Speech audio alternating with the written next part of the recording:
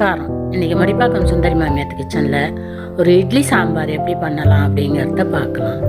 இட்லி சாம்பார் பிரியா ரொம்ப நல்லா பண்ணுவா. ஹோட்டல் சாம்பார் மாதிரியே இருக்கும்.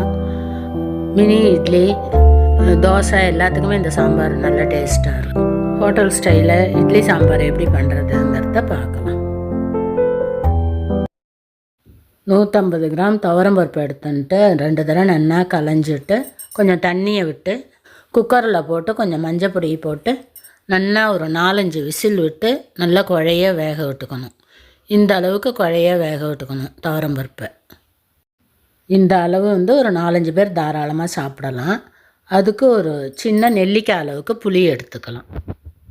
புளியை வெந்நீரில் நல்லா ஊற வச்சுட்டு ஒரு 15 சின்ன வெங்காயம், ஒரு பெரிய வெங்காயத்தை நீல வாக்கில் நறுக்கி வச்சுக்கலாம் மெல்லிசா. இப்போ ஸ்டவ்வை பற்ற வச்சுட்டு ஒரு வானல் அடுப்பில் போட்டுட்டு அதில் ஒரு 2 கைப்பிடி அளவுக்கு தனியா போட்டுருக்கா. கிட்டத்தட்ட ஒரு 3 டேபிள் ஸ்பூன் அளவுக்கு தனியா போட்டுருக்கா. அதோடைய ஒரு 3 காஞ்ச மிளகா போட்டுக்கலாம். உங்களுக்கு காரம் வேணும்னா இன்னும் ஒன்று கூட போட்டுக்கோங்க. எங்களுக்கு இந்த காரம் போகும்.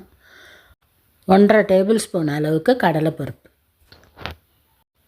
தனியா 3 ஸ்பூன்னாக்க 1.5 ஸ்பூன் பாதி அளவுக்கு கடலைப்பருப்பு போட்டுக்கலாம். போட்டுட்டு அடுப்பை சிம்மில் வச்சுட்டு கொஞ்சம் பொறுமையாக நல்லா செவக்க வறுத்துக்கணும். 1லேருந்து 1.5 ஸ்பூன் அளவுக்கு தேங்காய் போட்டுக்கலாம். கொஞ்சம் வறுபட்டதுக்கப்புறமா இந்த தேங்காயை போட்டுக்கோங்க. இப்போ தேங்காயும் போட்டுட்டு அந்த கொத்தமல்லி வரையை நல்லா வறுத்துக்கலாம் செவக்க. லாஸ்ட்டாக கருவேப்பிலை போட்டுருக்கா.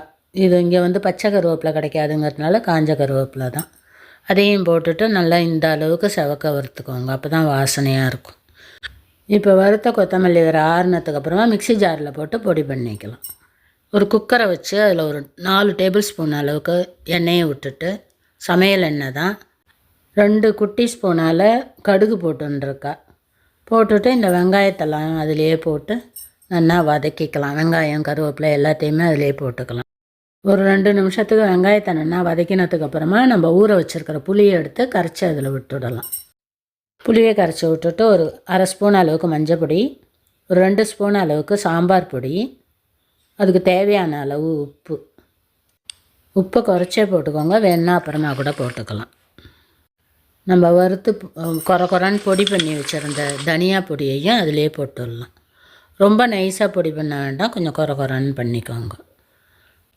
நம்ம வேக வச்சுருக்கிற துவரம்பருப்பையும் நல்லா கரண்டியால் மசிச்சுட்டு அதையும் அந்த சாம்பார்லேயே போட்டுடலாம். அதுக்கு தேவையான அளவு தண்ணி பார்த்துக்கோங்க. ரொம்ப திக்காக இருந்ததுன்னா கொஞ்சம் வெந்நீரை விட்டு இந்த அளவுக்கு நீர்க்க வச்சுக்கோங்க. இப்போ குக்கரை மூடிட்டு வெயிட்டை போட்டுட்டு ஒரு விசில் வந்ததும் ஸ்டவ்வை ஆஃப் பண்ணிவிடுங்க. ஒரு விசில்லையே இந்த வெங்காயம் நல்லா குழைய வெந்துடும்.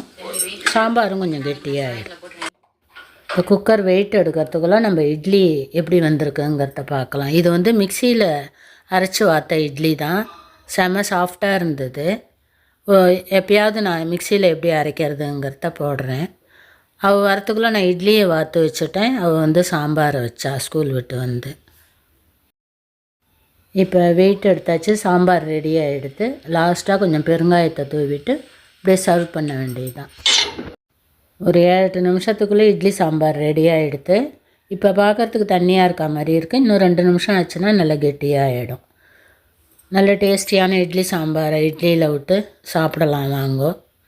நீங்களும் இது போல் செஞ்சு பார்த்துட்டு எப்படி இருந்ததுங்கிறத கமெண்ட்டில் சொல்லுங்கள். அந்த மாவுலேயே கொஞ்சம் குழந்தைகளுக்கோசரம் சாம்பார் இட்லி வேணும்னு சொன்னான்ட்டு மினி இட்லி வார்த்தேன்.